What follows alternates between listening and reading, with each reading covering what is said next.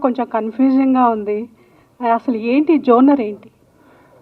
చెప్పారు కదండి ఇందాక, యాక్షన్ సస్పెన్స్ థ్రిల్లరు.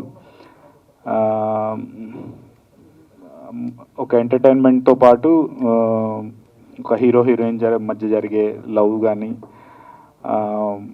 ఒక చిన్న బ్యాక్ స్టోరీ ఒకటి ఉంటుంది.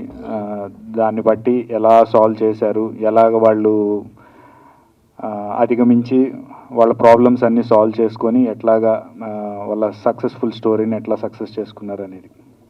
ఇప్పుడు అన్నీ మోస్ట్లీ ఇలాగే వస్తున్నాయి సస్పెన్స్ థ్రిల్లర్స్. దీని ప్రత్యేకత ఏంటి? ప్రత్యేకత నేనేం చెప్పను, ఏ స్టోరీకి ఆ స్టోరీ లైన్ యూనిక్గానే ఉంటుంది. బట్ అదే ఇందాక చెప్పాను కదా, ఇరగదీసి చేసాము ఇట్లా అని నేను చెప్పాను. మా వంతు ఎఫర్ట్, మా టీం అంతా, మా యూనిట్ అంతా, మేమనే కాదు ఎవరైనా ఏ సినిమా చేసినా అది బాగుండాలి, ప్రేక్షకులకు నచ్చాలనే చేస్తాం.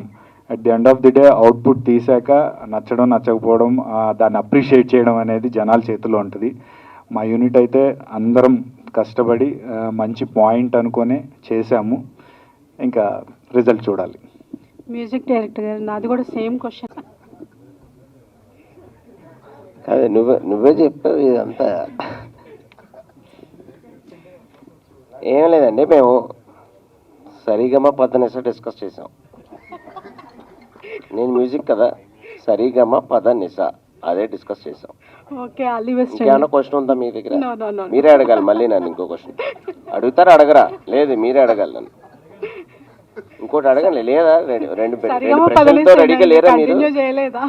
ఏదండి సరిగమ పదనిసేనా ఇక కంటిన్యూ చేయలేదా?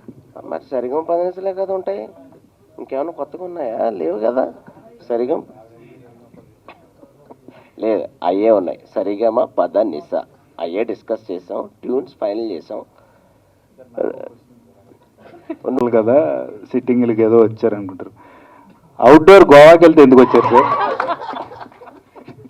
ఎందుకు వచ్చారంటే ఇందాక ఆయన స్పీచ్లోనే తెలిసిపోయింది కదా, ఆయన మీ గురించి మాట్లాడకుండా ఓన్లీ హీరోయిన్ గురించి మాట్లాడారు. మరి ఎలాంటి అంతమైన అమ్మాయి పక్కన ఉంటే మరి అక్కడికే వెళ్తాం, ఇంకెక్కడికి వెళ్తాం? అంటే మీరు హీరోని మర్చిపోతే ఎలా అండి? హీరోని మర్చిపోయి హీరోయిన్లే చూస్తావు నువ్వు కరెక్ట్గా. 6 అడుగులు అందగాడు అర్జున్ అమ్మంటే మర్చిపోతే ఎలా? ఆల్వేస్ మనం స్క్రీన్ మీద చూసినప్పుడు ఎప్పుడు మనం హీరోయిన్లే చూస్తాం, ఇంకేమైనా చూస్తాం, హీరోయిన్లు ఏం చూడం. బిఫోర్ బిగ్ బాస్ మూవీ అనండి ఇది. యాజ్ ఇందాక చెప్పినట్టు ఒక ప్రొడ్యూసర్ ఆ మూవీ చేయడం కాదు, చేయడం ఆ బడ్జెట్ పెట్టుకొని చేసేస్తారు. దాన్ని రిలీజ్ చేయడం అంటే ఇప్పుడున్న కాలంలో, ఇప్పుడున్న జనరేషన్లో అది రిలీజ్ చేయడం అంటేనే వాళ్ళకి పెద్ద టాస్క్, చేయడం పెద్ద టాస్క్ కాదు. సో కొంచెం లేట్ అయినా సరే శివ గారు దీన్ని ఎలా అయినా బయటికి తీసుకురావాలనే ఇదితో మళ్ళీ ఆయన ఫినాన్షియల్గా కొంచెం అంతా బ్యాకప్ తీసుకొని ఇప్పుడు రిలీజ్ చేస్తున్నారు. డైరెక్టర్ శివ గారు పూరి జగన్నాథ్ శిష్యుడు అని చెప్తున్నారు కదా, ఆయన టేకింగ్లో ఏమన్నా మార్క్ కనిపించిందా పూరి జగన్నాథ్ గారిది? అంటే ఎవరు గురువు గారిలాగా సేమ్ అనుసరించాలని ఎవరు అనుకోరు కదా. ఎవరికి వాళ్ళు సొంతగా తన మార్క్ చేసుకొని సొంతగా వాళ్ళు పైకి రావాలని చూస్తారు. ఆయన మార్క్ కాదు కానీ ఆ సొంతగా పైకి వచ్చే టాలెంట్ ఉన్న వ్యక్తి అయితే ఆయన అని చెప్పగలుగుతాను. Hi Arjun, this is Rani. Hi. Yes, పెద్ద హీరో అయితే నేను డైరెక్ట్ చేయడం కష్టం అవుతుంది కాబట్టి చిన్న హీరో అన్నారు. బట్ ఒక చిన్న విషయం ఏంటంటే బుల్లితెరలో ఆల్రెడీ ఆయన ప్రూవ్ చేసుకున్నారు. ఇప్పుడు పెద్ద వరకు కూడా ఛాన్స్ వచ్చిందంటే I think he's a wonderful actor. I want to note that point. And చాలా ప్రమోషన్స్కి చాలా తక్కువ టైం ఉంది. జూలై 11 కూడా ఒక టైం, అందులో చాలా పెద్ద సినిమాలు కూడా రిలీజ్ అవుతున్నాయి. సో మీ కాన్ఫిడెన్స్ ఏంటి ఈ సినిమా టైంకి? కాంపిటీషన్ ఎలా తట్టుకోగలుగుతారు అనుకుంటున్నారు? కాంపిటీషన్ అని చెప్పను కానీ ఒక యాక్షన్, ఇప్పుడు సేమ్ డేట్లో యూజువల్గా చాలా సినిమాలు రిలీజ్ అవుతుంటాయి. చిన్న సినిమాలు వేరే సినిమాలకి పోటీ లేకుండా ఏ సినిమా ఆ రోజు తక్కువ ఉన్నాయో అలా రిలీజ్ చేసుకుంటారని చూసుకుంటారు. అలా రిలీజ్ చేసుకునేటప్పుడు వాళ్ళు జోనర్ కూడా చూసుకుంటారు.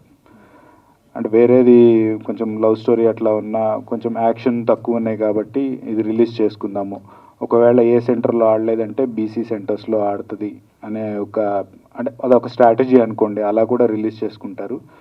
సో ఒక మంచి సస్పెన్స్ యాక్షన్ థ్రిల్లర్తో వస్తున్నాం కాబట్టి దానికి తోడు కొంచెం గ్లామర్ కూడా యాడ్ అయింది కాబట్టి అందుకని గ్లామర్ కూడా యాడ్ అయింది కాబట్టి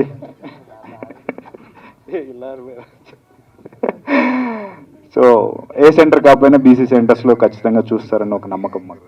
అండ్ ఇప్పుడు ట్రెండింగ్లో ఉన్నది రామ్ చరణ్ గారి పెద్ది మూవీ. సో అందులో మీరు అవకాశం వచ్చింది. సో మీ ఎక్స్పీరియన్స్ అండ్ ఎనీ అప్డేట్